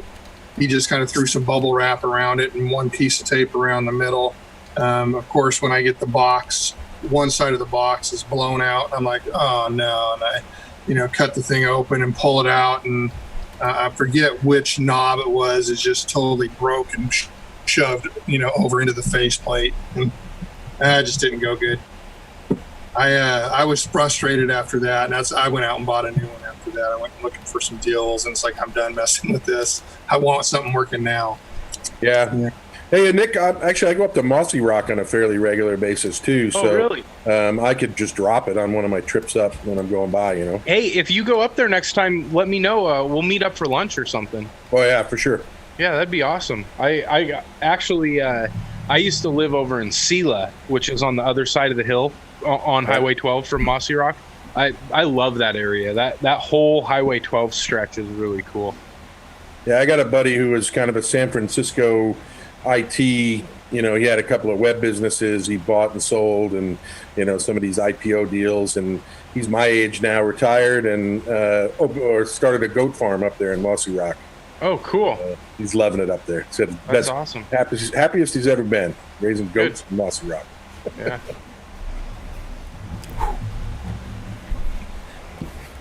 So what's new? What's been going on? What have you been doing in ham radio this week, Jason? Well, the chair is very exciting. I mentioned it. It's I missed that. What they're called is a drafting chair, and so it's a elevated workbench I built myself. My shack is on, and so that was a very important feature, and it's very tall. That's cool. And it really gets me up there. I mean, it's super comfy. It has a little bit of a recline, so I can really kind of get that going. But it is a little low. So I was a lot higher before, and I had to move the cameras, and I've got some monitors that I'm now like this looking up at. But and then you asked me what's new in ham radio. I'm talking about a chair. And then I got this green screen. It's huge. It's 10 by 20 feet. I was borrowing Mike's, the Geek. We missed Geek, by the way, tonight. Yeah, I know where he went. But anyways, I got this huge green screen. So I've got future ideas I want to do with videos, and I really wanted something just to blanket the whole way. So, I went camping. I think I mentioned that. Operate a little portable. That is a lot of fun. I want to do more of that. Yeah, you showed up on Zoom and said hi. Yeah. Don't go back and watch that. it's on Northwest Ham Shack for life. I'm never taking it down. Because I went back and watched a little bit, and I'm like, oh boy. We'll call that your first interview. That'll be your first interview. We'll have to set up a second one. Yeah. So if someone really wants some bad ham radio entertainment. Hey Jason, they make wheels that you can swap out on those chairs, and they're like they look like rollerblade wheels. I saw that when I started clicking, put in my cart. Amazon's like, ooh, people also got these. Does that make it a little taller? Yeah, it definitely will bring you up a couple of inches. Yeah, I might have to go for that. Do they have any with blinking LEDs? I did not see them. But, how flashy can we get? And they change color with your mood, yes. And the question is, how's your ass after a couple of hours in the chair? Because that was really. Well, this is the first time. It came this over the weekend, and my wife gave me a very, the standard. What's this big box? Ooh. And I have no idea. Yeah. So put it together, and this is the first time I actually sat in it. Just running around being crazy. So I'm very happy. I mean, it's hot a little bit, but the back is mesh. And I've got 2 fans coming in each way. But yeah, you know what? Ergonomics is important. I mean, for the guys that work at big corporate industrial, they talk about that a lot. My chair is way less cool. I found it on the side of the road with a free sign on it. It was broken. I took all the stitches out of it and bolted it back together where it was broken, and now I'm sitting in it. No joke. That's the truth. That's that has some nice aspects. The FREE piece I do appreciate. Yeah. Greg Haskey in the YouTube says he's on a kitchen chair. That's the worst. Any kind of time in a kitchen chair will break you in no time. I'm on a wooden chair when I'm down here in the shack. Yes. Hey, Jason, we were talking about when I was up there last, doing maybe some antenna playing around for a video. I wonder if anybody still got 30 people watching. Maybe they want to put something in. We were talking about maybe doing a Commander DX antenna. I wonder if there's any antennas anybody's looking to see. Does anybody maybe get some suggestions on what to get? Yeah, and that's one thing is great for field day is you're able to kind of check out other people's stuff. And Kevin was talking about we're gonna do something called an antenna walk. So we're gonna at some point walk around and someone smart is gonna describe things about the antennas. Yeah, and he was gonna do some work on an in-fed. Yeah. What do you got there, Doug? What is that? The antenna that I bought at Quartzsite, and I probably ought to just walk out in the backyard and let you see it. Yeah, show us. Oh, you made it down to Quartzsite? That's pretty cool.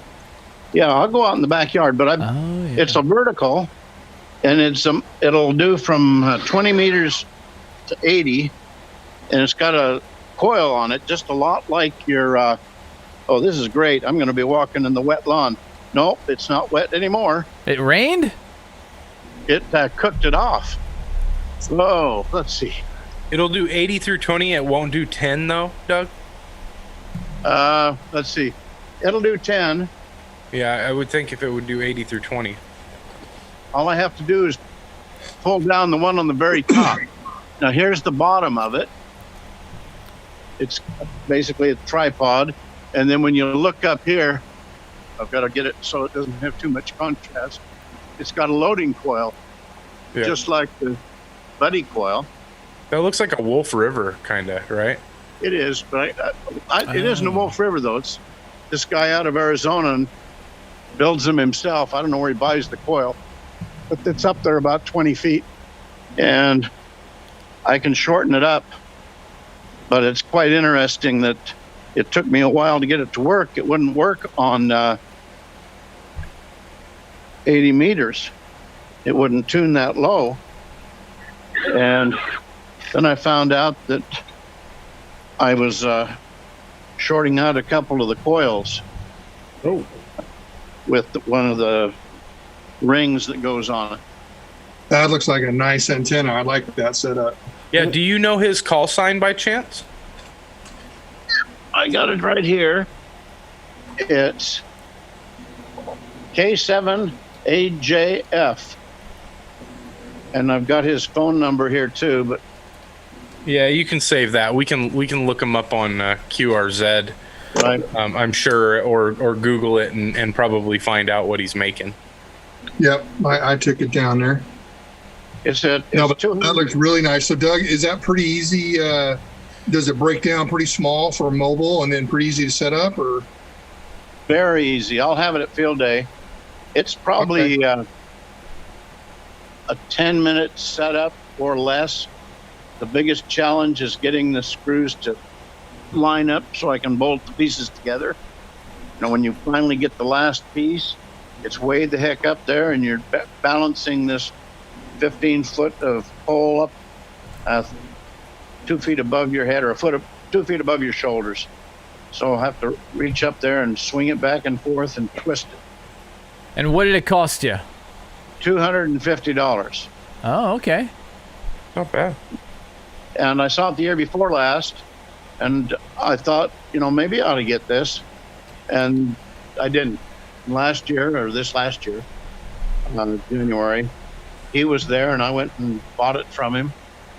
And he comes with a couple of different choices on coils, but I got the more expensive one. And you can, the very top piece is a telescoping antenna, so you can tune it down to lower frequencies. Let's see, what does he have here? He says it does 20, 17, 15, 12, and 10 meters.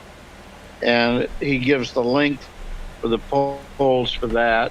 And then I use my Nano VNA or whatever it's called to do the tuning, which is really great. And I like it, but what I liked better was my long wire, but I can't get it to work. I've been working on it for days.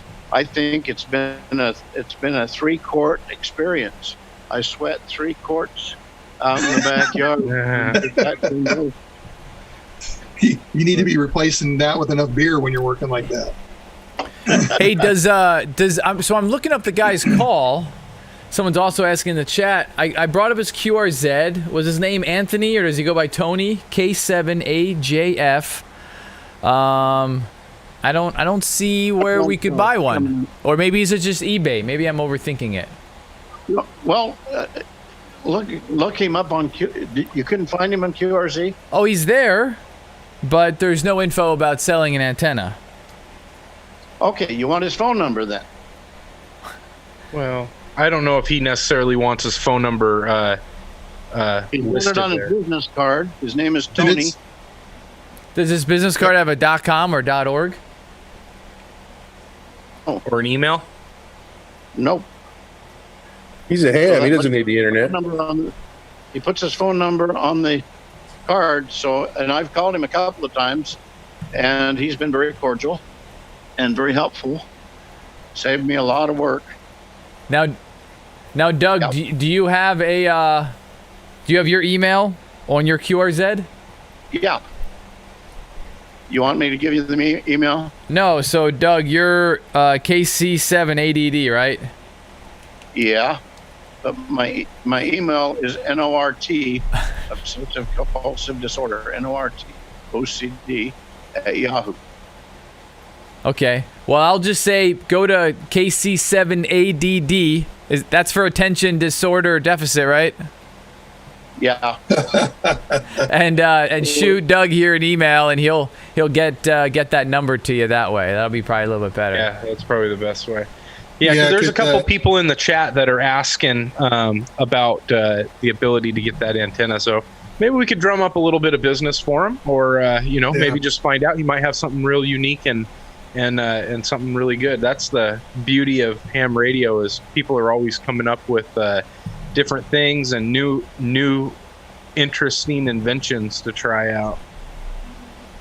Yeah, well, this one comes with a bag, and it breaks down into a little, well, it's about a 2 foot across, 3 foot long, or it has to be 4 feet long bag, because the extensions are all 4 feet, and it all collapses up into an area that's like a set of golf clubs. Sweet. I had another Craigslist experience with antennas this week. I got a 6-meter beam, 5-element Yagi, really nice condition, beautiful. And then the other guy also had a vertical Ringo 6-meter, again, really nice condition. Got them for nothing. And the only problem is that I put them up and I can't reach anybody. Nobody's answering this. Something wrong. That's a 6-meter, Joe. So you got a 6-meter FM? It might really be good. I really did get the antennas, but yeah, I haven't. There's not much going on 6 meters, unfortunately. Well, I'm 6-meter ready every day in my car. Are you really? Oh, we got to connect then for community. I mean FM. You got to swap out the antenna, right? No, I run a duplexer and I have a secondary mag mount, and I don't always have that on top because there's not a lot of people there. But occasionally I'll take it out of my car. It's already hooked up. I slap the mag mount down, and then I screw on the antenna I also keep in the back. And so everything's like pre-wired and ready to go. And like I said, really I got a duplexer. want to see a picture of your car with both of those antennas on it.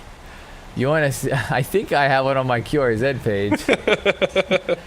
Hey, have you guys heard about this Ham Shack hotline? Do you meet girls there? Highly doubt it.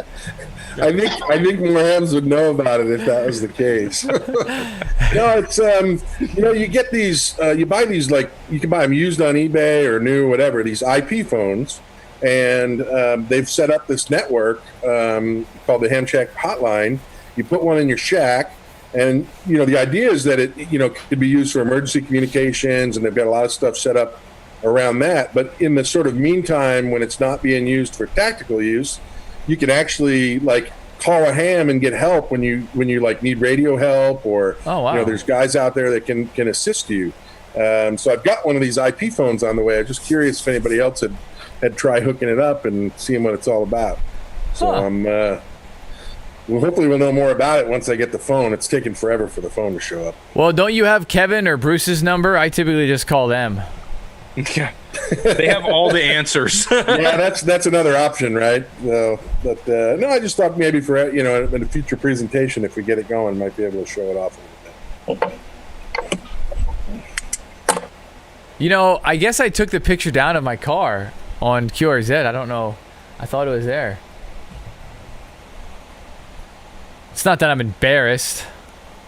No, not at all. I wouldn't be. Rocket, man. The rolling battery pack is perfect for ham work. That's right.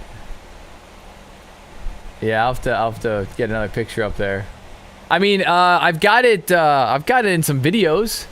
Some previous videos, I got the inside and the outside of the car where I point at it and show the duplex underneath my seat. So yeah, if you go to the video, what am I talking about? I'm talking about, let's go to my page here. I think the 5 things I look for. Well, I saw your car when we were at a breakfast. Yeah, you saw it in person. And you showed me the antenna. I just want to see both of them up on top of the car at the same time. Oh yeah. more metal in the antennas than in the car. Yeah. That's okay though. I'm definitely not using a lot of Chevron gas in it at all. Now see, you're the reason I'm still working, Jason. Yep. I'll never retire at this rate. I don't know. MoGas is coming back a little bit right now. So we're starting to sell a little MoGas. Jet still, of course, in the toilet. So this one right here. Yeah, best car ham radio. That is not clickbait. Yes, it is. Best car ham radio. That's not even proper English. I should probably change that. So yeah, I just talk about different. Wait a minute. This is when you put the 8900 in your car. I remember that video. That was a long time ago. Yeah. So there it is behind me. That very sexy beast. Let's see. Where am I standing? What is that thing in the middle of your shirt? That is a dead cat on a little lapel microphone, and then in my pocket is a little Zoom recorder. It's hard to get good audio. Yeah. Let's see. Here's actually those 5 reasons. I haven't looked at this in a while. Is that all 5? So dual band, I feel like when you're in a car, dual band, dual VFO, very important. Dual VFO, you can hear to the left and the right side. Face off, it's nice to pull your face off. Cross band repeat, and buttons. Buttons are always nice instead of a bunch of menus. So I have it. Someone comment on this video, that's the laziest installation I've ever seen, but it works. It like just wedges right there. No fuss, no muss. I'd have to drill. We got Bobby Lee already lined up to drill some holes in your car. Oh, I know. Yeah. Next time you're out of town, we're going to stop by. We're going to tighten that I thing drilled up a hole in my truck. You can drill a hole in your car, Jason. Yeah, it is a 2012. It's far from new, so. Some people claim that it doesn't make that much of a difference, but my experience, I feel like it does. But some people claim that a good mag mount will perform. I didn't drill the truck, but I did buy the bracket to go behind the third brake light. Third brake light. There you go. Oh, that's a nice one. Those are spendy. My setup does everything I need it to do right now with that little pancake mag mount. You're either holding really still, Carlos, or your video froze. I think he froze. Oh, yeah. So if you're watching, it's placed product advertising. Yeah. So yeah, here's the duplex underneath my seat. So in order, I'm showing this on. I'm not sharing my screen on Zoom, so you got to be watching YouTube here. which means like 10 minutes later. Oh, yeah. So, yeah, this little CF530. I think that's the number. A little glary there. That's what about a motorcycle rig, Jason? Have you gotten set up to be able to ride and talk? Not yet. No. And then here's the roof. There you go. Huh? How badass am I? All right. It's a little dark. Yeah, no, that's perfect. Yeah, the guys at work definitely, it catches their eyes when I roll into the gate because it's, security, so I badge in. And they're just like, what do you got going on the roof? I'm like, only the coolest thing ever.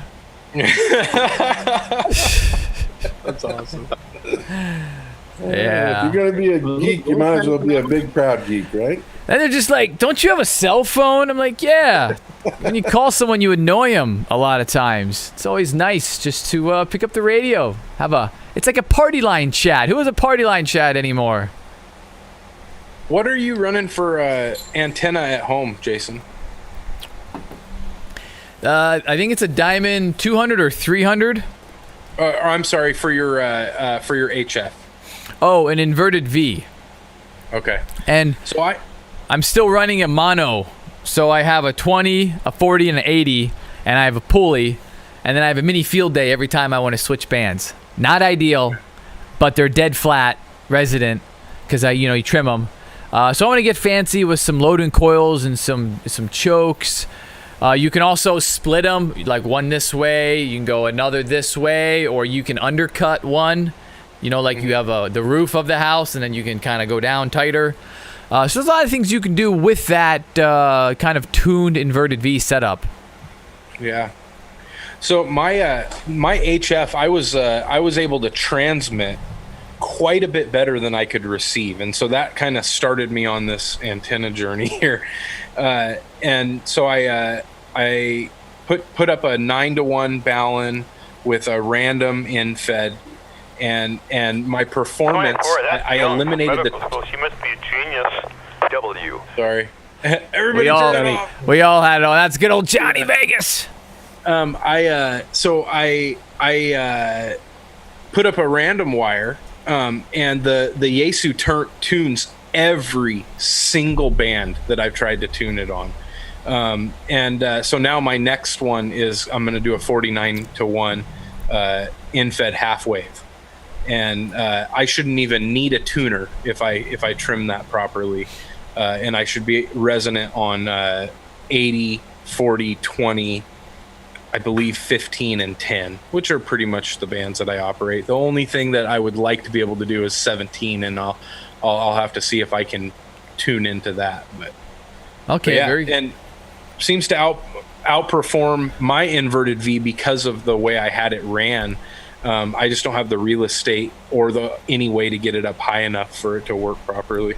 Yeah. Got a YouTube question. Yeah, Chris, can you answer that? You got one of those up hanging on your roof.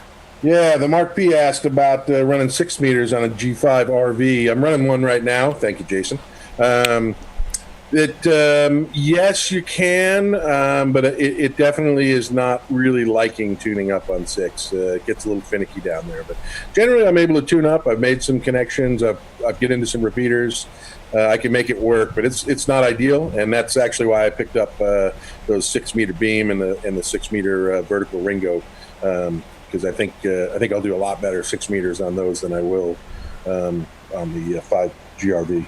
Are you able to tune that, Chris, with your radio's internal tuner, or do you need to use an external tuner? Both. I had no problems tuning it with the 7300. Oh, and it seemed to always sort of tune up. In fact, sometimes it feels like it tunes up easier on things like 6 meter. It's like it almost does better than the external tuner. But when it's really, out there, I tend to use the external. And yeah. And, the other thing, to the person that made that comment, there's so many different, I'll kind of air quote this, G5 RVs out there now. The original design, I believe, was the 102 or 105 foot split or center fed dipole with like 35 feet of 450 ohm that went into coax, and that was designed to match the impedance close enough to be acceptable with your radio. But there's many different lengths that people are making now, and different lengths of ladder line. So they've kind of expanded on that. So what I hear when I hear G5RV might be different than what they're describing.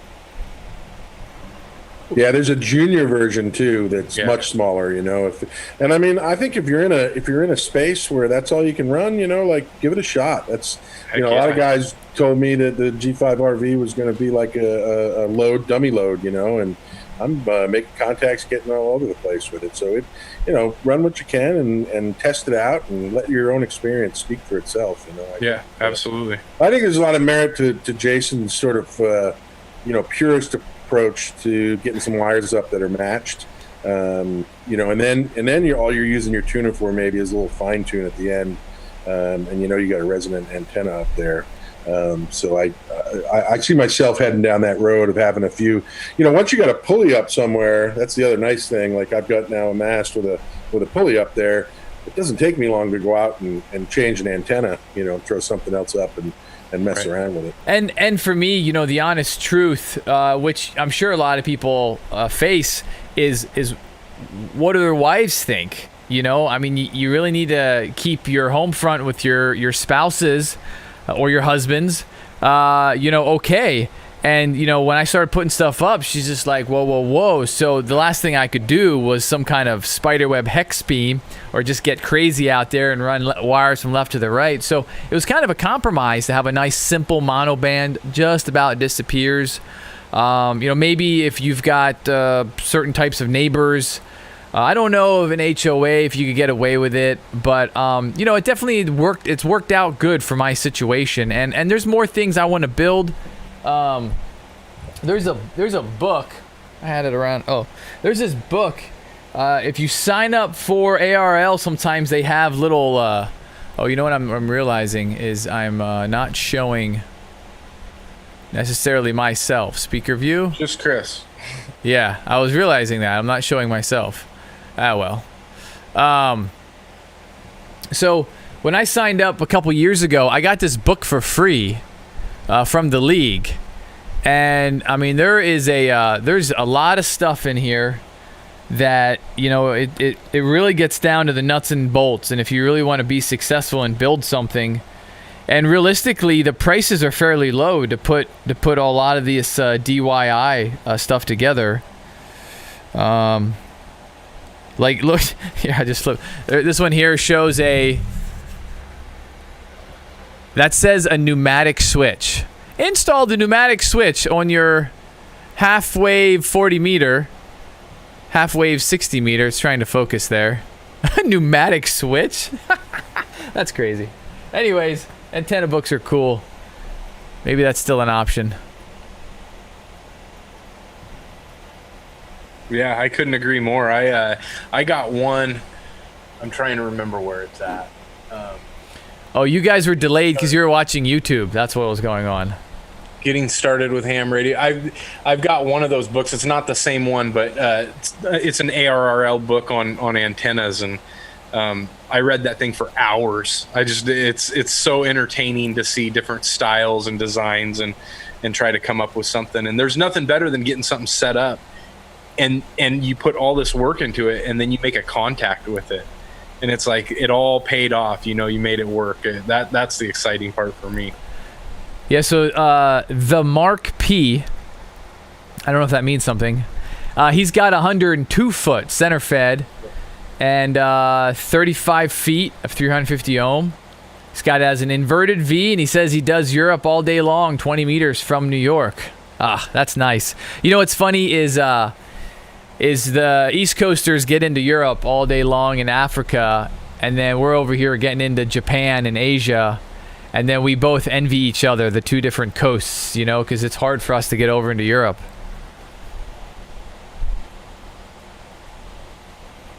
I think it's worth all this antenna experience, I mean, I know early on for me, I had a smaller like VHF, UHF antenna up, and everybody was getting on sideband and simplex in and trying to make some distance. And, I'm like, I need an amplifier and I need a different, radio, and I need to do all this other stuff. And in the end, all I needed to do was get another, a good antenna and get it up like another 20 feet. And that made all the difference in the world. It didn't really cost me all that much. It's just a couple of extra poles to raise that thing up, get some height, and get me a lot more distance and a lot better ears. Like Nick was saying, it was, it's great if you want to be, what's the joke? You want to be the alligator, big mouth and little ears, right? So, but you get to hear people. That's kind of nice too. Heck yeah. Well, hey guys, we're approaching 9. So let's do a round table, and then I got to get myself ready for bed. They keep having us start at 5 a.m., so I leave the house at 4, so that means I get up a little after 3. Anyways, so what are your last final thoughts there, Nick? I got nothing. I'm excited to build this Balun, or some people call it an Unin. I have a tough time differentiating them. They function very similarly, but their names are a little different. Well, what's the antenna? Are you building an NFED? Yeah, 49 to 1 NFED. Okay, yeah. So I've heard that too. An NFED is an unun. Yeah. Which is really hard for me to say. So. Unbalanced. Yeah. Unun. I don't know. I just kind of, it's like, open your mouth up. Yeah, technically it's unbalanced to unbalanced versus unbalanced to balanced. So. Right. Yeah. How about you, Chris? What do you think? Hey, I guess I need to start thinking about a field day rig, I haven't really put much thought into what I want to bring or what I want to do. But I do want to do something. I'm looking forward to it. And you got the 7300. The Zygu I think that'll be part of it. I'm wondering if maybe I'll be the 6-meter kid. I do have those 2 antennas. I could set something up with those, and because that's probably not going to be something that people are going to be really. I mean, there's going to be guys running 40, 20, 80, all kinds of stuff, right? So maybe I'll bring up two 6-meters and run those and see what we can do with 6 meters. And the other thing, too, that we do is sometimes you drag coax around. So it's like, hey, can I try out your antenna? And you exchange coaxes, I mean, in most cases, we're sitting at a decent proximity. So that's always fun. And so it sounds like you're coming out for the day on Saturday? I may be hitting you up for a camp spot. I'm working on an RV option. So let's see. All right. I better get that squared away too quick because I know they'll go fast. All right. Good deal. Well, it'll be plenty warm. I mean, a tent would be really easy with a cot, What about Doug? Where are you, Doug? We're staring at some flower couches. My microphone is trying to green screen. I don't know why. Guess it's the lighting. There seems to be like a distance that if it's within a certain distance, like bring it. No, yeah. It's like a color thing. I don't. Yeah. I'm surprised your chair wasn't green screening before. Well, you can see the green through it. You see that? Yep. Yeah, between the web. Oh well. Well, all right, guys. It's 9 o'clock. Kind of a quieter anti-net, but no big deal. We'll be back next Wednesday. I'm going to put you on the hook, Nick. I still probably could make it. It's nice to have backup in case I can't make it. At least the net on the radio will go on, and everyone will kind of have a place to watch it if they want or hear it later. I think that's really what I like it the most. If you want to catch up with it later, YouTube, of course, records it. But, yeah, other than that, I'm going to say 73. Very excited. Field day is around the corner. That's going to probably come pretty quick. I'm really hoping for cooler temps because, boy, in the past few years, it has been getting hot. Doug, we're saying goodbye. I wasn't sure if you fell asleep or not. I got a job, so he had to tell me. Okay. Do you have any final thoughts? Yes. Life is a long trip. Enjoy the journey. That's great. Even when you're locked in your house. That's my final thought. Yes, we can only hope our life is a long journey. All right, well, we'll say 73, and we'll give the camera a wave. And see everyone next week. Good night, guys. All right. Have a good night. Night. Thanks for the net.